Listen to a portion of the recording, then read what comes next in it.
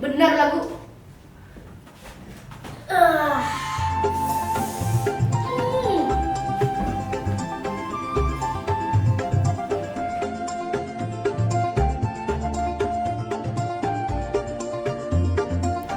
Assalamualaikum.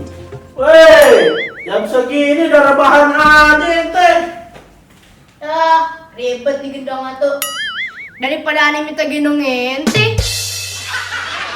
Ya bukan, ini kan masih jam kerja. Ya, mulai ribet dah gendong bocah tuh. Bang, nih kalau orang tidur itu kan ibadah. Kalau orang kerja itu juga ibadah. Nah, jadi kalau orang tidur di tempat kerja itu kan berarti ibadahnya double. Bukan begitu konsepnya. Lagi nanti kesini mau ngapain sih? Ya ente di telepon gak angkat.